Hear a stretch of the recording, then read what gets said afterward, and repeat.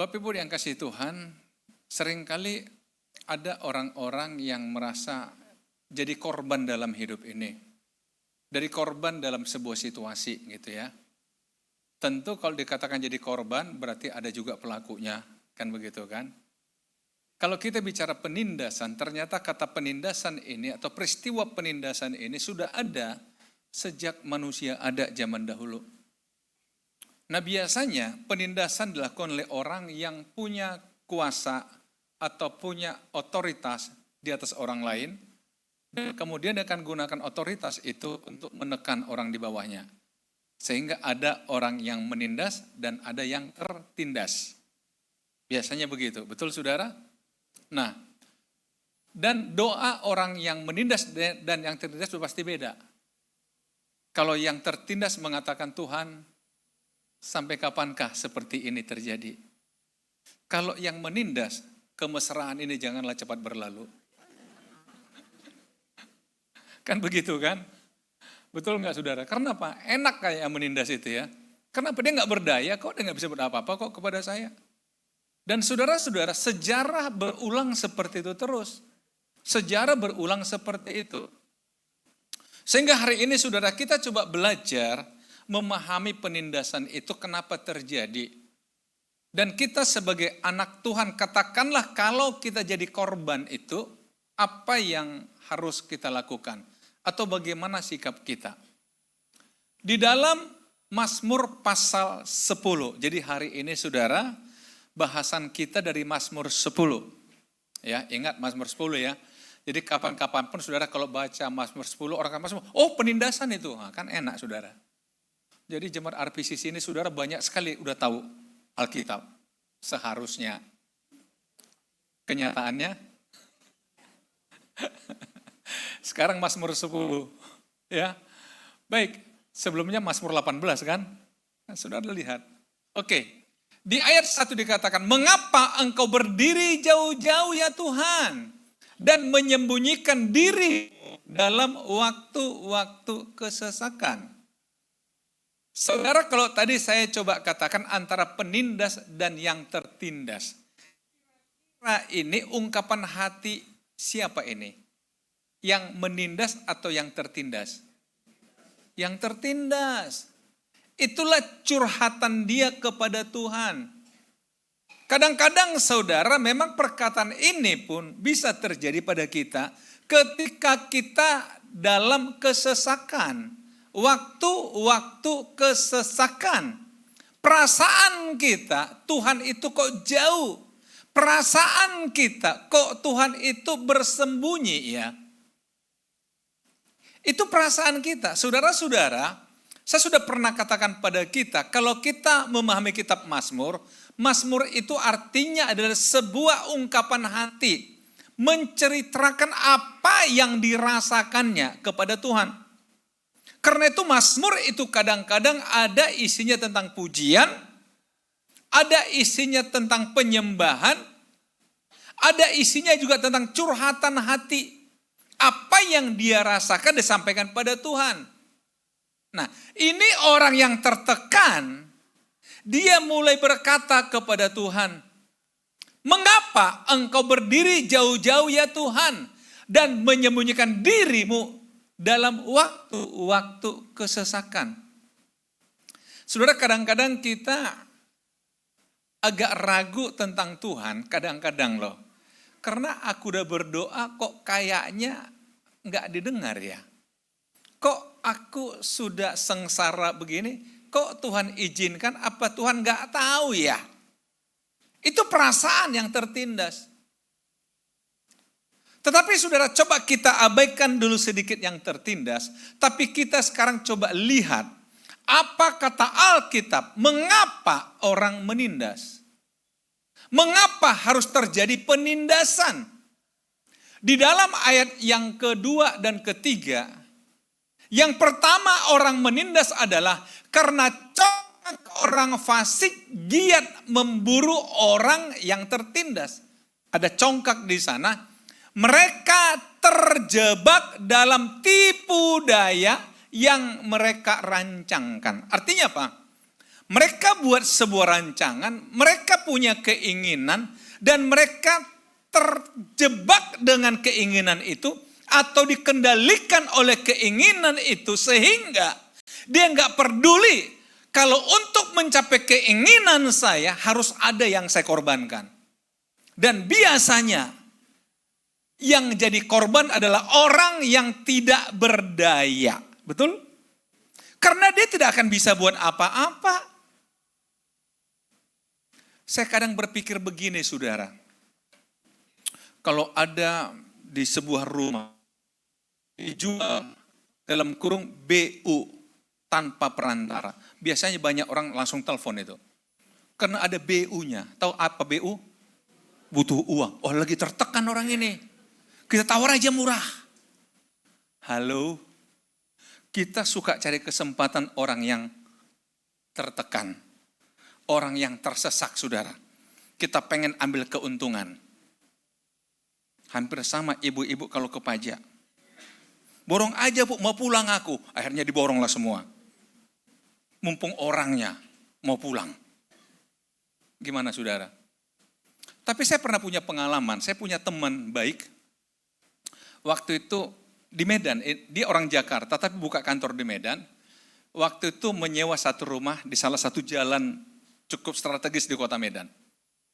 Berkantor di situ teman saya ini, cabang perusahaannya. Dia cerita pada saya begini, Pak, ini rumah ini dia minta saya beli dengan harga murah. Saya bilang, kenapa Pak? Mereka lagi butuh duit. Orang tuanya lagi sakit. Nah terus saya bilang, Bapak beli? Saya bilang, enggak. Terus gimana saya bilang? Kan dia butuh duit Pak. Ya, hati saya enggak tega. Gara-gara orang tuanya sakit, dia jual murah. Jadi apa Bapak lakukan? Saya kasih mereka uang. Saya katakan, enggak usah jual rumah kamu. Nanti tunggu aja pembeli dengan harga standar ya. Saya enggak mau hargai murah rumah kamu. Waduh, saya bilang, mulia sekali ini orang. Kalau yang lain kok bodoh sekali ini orang. Tergantung kita saudara. Saudara merasa dia mulia atau bodoh? Atau orang bodoh yang mulia? Gimana kira-kira saudara? Dia bilang, Pak, hati saya enggak tega Pak. Saya kasih mereka uang. Nggak usah pinjam, ini saya bantu deh perbuatan papa kamu. Nanti cari aja pembeli. Karena memang dia bilang, karena memang saya juga nggak berniat beli rumah ini. Jangan gara-gara dia bilang murah aja Pak, terserah Bapak berapa. Enggak, dia bilang saya nggak mau. Harusnya kan memang begitu saudara. Harusnya begitu. Orang kuat itu harusnya membantu orang lemah, bukan memanfaatkan orang lemah hanya untuk memenuhi rancangannya. Tipu daya yang mereka rancangkan. Karena orang fasik memuji-muji apa? Keinginan hatinya. Keinginan hati itu di atas segala-galanya saudara. Kalau udah ingin, apapun dia lakukan. Hati-hati. Akhirnya berpotensi ada orang yang tertindas. Ada orang yang teraniaya. Tapi itulah orang penindas. Yang kita katakan dia masih punya hati atau enggak. Masih punya perasaan enggak dia itu. Tapi Alkitab mengatakan memang iya. Karena congkak orang fasik, dia memburu orang yang tertindas. Mencari-cari orang yang lemah. Karena tipu daya rancangannya, saudara. Jadi Alkitab itu paham betul tentang hidup, saudara. Tentang apapun dalam diri kita, Alkitab itu paham betul. Karena apa? Alkitab itu kan pikirannya Tuhan. Tuhan kan tahu semua isi hati kita. Tuhan kan tahu semua perencanaan kita, saudara. Jadi sekali lagi alasan yang pertama, mengapa terjadi penindasan? Karena memang ini dia. Dia lihat ada orang yang tertindas, dia terjebak pada tipu daya yang dirancangkannya, dia ingin memuaskan hasratnya. Betul saudara? Coba, Alkitab itu kan selalu dikatakan renungkan aja, artinya apa? Mari kita pakai logika berpikir kita. Jadi sangat berbahaya kalau orang mengikuti keinginan hatinya, rancangan-rancangannya. Apalagi dikatakan, dan orang yang loba mengutuki dan menista Tuhan. Loba, tamak, rakus, apalagi bahasa lain. Saudara-saudara lihat, ini alasan yang pertama mengapa terjadi penindasan. Alasan yang kedua, kita lihat di dalam ayat 4-6. Kata orang fasik itu dengan batang hidungnya ke atas, Allah tidak akan menuntut. Tidak ada Allah. Itu pikirannya, nggak apa-apa kok. Dia katakan, udah bertahun-tahun kayak gini kerjaanku. Nggak terjadi apa-apa kok. Kayaknya nggak adalah Allah itu. Atau kalau ada nggak nuntut kok dia. Sah-sah aja lah. Hati-hati. Ini pikiran para penindas. Lihat, itulah seluruh pikirannya. Tindakan-tindakannya selalu berhasil. Berhasil? Hukum-hukummu tinggi sekali. Artinya hukum Tuhan nggak menjangkau kita kok. Nggak menyentuh kita. Ia menganggap remeh semua lawannya. Ia berkata dalam hatinya, aku takkan goyang. Aku tidak akan ditimpa malapetaka turun-temurun. Coba. Karena apa? Dia congkak. Dia sombong. Keinginan hatinya menguasai dia. Tamak. Ini dia katakan apa? Tuhan gak nuntut. Gak ada Allah. Coba lihat saudara. Kita tidak akan timpa malapetaka. Buktinya kita berhasil kok. Kita berhasil kok. Saudara, itulah manusia. Jadi bahaya sekali manusia ini kalau sudah dikendalikan keinginan. Kan sejak dari Taman Eden kan keinginan yang membuat Hawa melanggar perintah Tuhan, betul? Alkitab mengatakan ketika ular berhasil mengganggu Hawa, maka dia mulai melihat pohon. Wah, menarik hati. Adanya keinginan, akhirnya terjebak dalam tipu daya keinginan, enggak peduli lagi larangan dari Tuhan. Betul saudara? Enggak peduli lagi. Akibatnya apa? Terusir dari Taman Eden. Nah kita kembali saudara. Oh enggak ada Allah. Berhasil terus kok. Yang ketiga saudara, lihat. Mengapa terjadi penindasan? Ayat 11 dan 13. Ia berkata dalam hatinya, Allah melupakannya. Allah melupakanlah. Ia menyembunyikan wajahnya dan tidak akan melihatnya untuk seterusnya. Hampir sama saudara, penindas juga mengatakan Tuhan menyembunyikan wajahnya. Yang tertindas juga tadi mengatakan, mengapa engkau sembunyikan wajahmu? Tapi dengan motif yang berbeda. Kalau yang ditindas dalam tekanan dia katakan, Tuhan kenapa engkau sembunyi? Yang menindas, oh Tuhan gak lihat kok. Tuhan sembunyi gak apa-apa itu. Saudara lihat. Inilah yang menjadi motif mengapa terjadi penindasan. Karena dia merasa Tuhan gak lihat. Mengapa orang fasik menista Allah sambil berkata dalam hatinya, engkau Tuhan tidak menuntut. Saudara-saudara, salah satu nabi di Alkitab yang terkenal nabi yang berani protes sama Tuhan adalah Nabi Habakuk. Nabi ini dia seperti menggugat Tuhan saudara. Protes berat sama Tuhan. Karena apa? Walaupun Nabi Habakuk cuma 3 pasal, saudara, tapi pasal itu padat sekali sebenarnya. Saudara-saudara kalau lihat pasal yang pertama itu, di sana dikatakan dia menggugat Tuhan. Mengapa engkau izinkan terjadi penindasan? Sepertinya terlalu suci matamu membiarkan adanya penindasan. Mengapa sesama bangsamu engkau izinkan saling menindas? Kenapa dia katakan demikian? Karena di zaman itu Habakuk sendiri menyaksikan sesama umat Tuhan, yaitu bangsa Israel, yang kuat mulai menindas yang lemah. Yang kaya mulai menindas yang miskin. Caranya seperti apa saudara? Kalau orang yang lemah perlu bantuan, maka orang kuat cepat sekali memberi bantuan. Tetapi dengan tujuan merampas hak-haknya, merampas tanahnya, merampas rumahnya.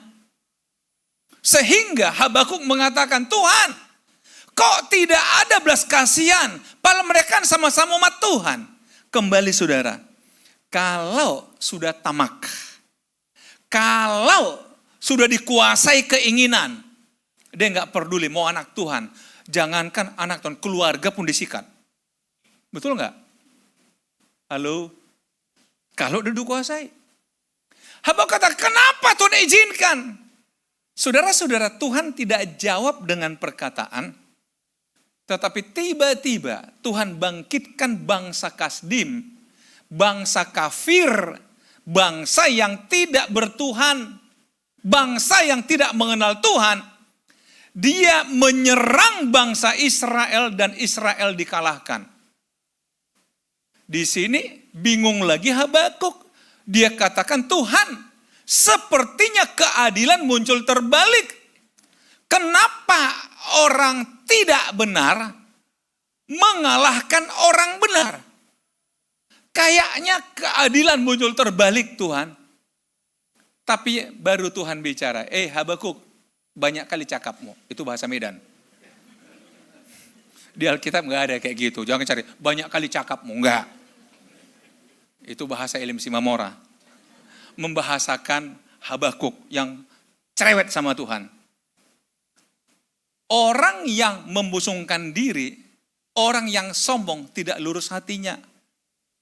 Tetapi orang benar hidup oleh percaya. Artinya apa? Habakuk, kau selalu mau komentari yang kau lihat kan? Udahlah, percaya aja lah samaku. Karena memang Tuhan sengaja bangkitkan orang kafir, mengalahkan orang benar sebagai hukuman bagi orang benar yang menindas sesamanya. Bagi umat Tuhan yang tidak adil pada sesamanya. Tapi bukan berarti orang Kasdim jadi orang benar, enggak juga. Karena pada akhirnya mereka juga dihukum Tuhan. Akhirnya dari sanalah, kalau sudah lihat Habakuk pasal yang terakhir sudah, dia katakan apa? Ini Habakuk minta ampun sama Tuhan, kata, Tuhan, kalau begitu bertobatlah aku. Sehingga ada bahasa dia, sekalipun pohon anggur tidak berbuah, pohon ara tidak berbunga, hasil pohon zaitun mengecewakan. Sekalipun kambing domba terhalau dari kurungan, tapi aku akan tetap bersorak-sorai dalam Tuhan. Betul? Artinya apa Bapak Ibu? Kalau saya coba bandingkan dengan ayat ini, kita harus berani mengatakan, Tuhan, sekalipun kelihatannya dia semakin merajalela atasku, sekalipun kelihatannya dia semakin mengambil alih milikku, tapi Tuhan, walaupun dengan berat hati dalam kurung, aku akan tetap ke gereja lah Tuhan. Aku akan tetap beribadah lah Tuhan, amin. Dalam kurung tadi loh saudara. Gimana saudara? Karena apa? Kita lihat Mazmur ini saudara. Apa kata Alkitab? Lihat. Apakah benar Allah tidak melihat? Allah melihat. Ayat 14. Engkau memang melihatnya, sebab engkaulah yang melihat kesusahan dan sakit hati. Lihat, fokus Tuhan bukan kepada si penindas, tapi pada yang tertindas. Bisa dipahami saudara? Dia lihat apa? Kesusahan dan sakit hati. Supaya engkau mengambilnya kemana? Ke dalam tanganmu sendiri. Mengambil ke dalam tanganmu beban kita. Saudara, tadi malam saya tengah malam bangun berdoa. Saya merenung saudara. Saya mulai berpikir begini, mana doa yang benar? Tuhan, beri aku kekuatan, atau Tuhan, engkaulah kekuatanku. secara emosi, mana yang membuat saudara lebih kuat? Ketika mengatakan Tuhan beri aku kekuatan atau Tuhan engkaulah kekuatanku. Tapi sering kita doanya apa? Tuhan beri aku kekuatan. Enggak mampu lagi aku Tuhan. Betul enggak? Enggak. Harus kata Tuhan engkau kekuatanku. Engkau kekuatanku. Amin saudara. Karena apa? Karena dia ambil alih kok. Jadi enggak lagi diberikan kita kekuatan. Tetapi dia ambil alih. Dia kekuatan kita. Saudara-saudara. Kalaupun ada orang mencoba nindas saudara. Mengambil hak-hak saudara. Ingat. Ingat. Tuhan mengambilnya ke dalam tangannya sendiri. Karena apa? Dia melihat kesusahan saudara. Dia tahu sakit hati saudara. Karena Tuhan selalu berpihak pada orang yang teraniaya. Amin saudara. Yang kedua, dia mendengar, Allah mendengar. Keinginan orang yang tindas telah kau dengarkan. Keinginan orang-orang yang tindas telah engkau dengarkan. Ya Tuhan, engkau menguatkan hati mereka. Engkau memasang telingamu untuk memberi keadilan kepada anak yatim dan orang yang terinjak. Supaya tidak ada lagi seorang manusia di bumi yang berani menakut-nakuti. Jadi Allah melihat, Allah mendengar. Dan dia mengambil ke dalam tangannya. Saya katakan minggu lalu kepada kita saudara, sebenarnya begitu kita serahkan ke dalam tangan Tuhan, maka Tuhan yang akan mengurusnya, bukan kita lagi. Selama tidak berani kita serahkan pada Tuhan, maka kita capek ngurusnya. Betul saudara? Dan kita kan gak mampu. Makanya kita tertekan, tertindas, sakit hati, susah. Tapi mungkin saudara katakan begini, gak gampang Pak, nyerahkan sama Tuhan. Soalnya terus muter-muter di pikiran. Betul gak? Halo? Bukan sebenarnya persoalan kita bukan nggak bisa, cuma kita katakan nggak gampang karena kita masih merasa mampu memikirkannya. Tapi berani nggak kita katakan Tuhan ambil alih karena engkaulah kekuatanku. Ambil alih dengan tanganmu Tuhan, engkaulah kekuatanku. Saya masih sangat yakin dan akan terus yakin bahwa Tuhan nggak tidur, Tuhan nggak diam. Dia melihat kita, dia mendengar setiap teriakan kita. Sampai pada waktunya nanti, kita akan melihat, ya Tuhan, ternyata ini yang kau inginkan. Amin saudara. Tuhan Yesus memberkati.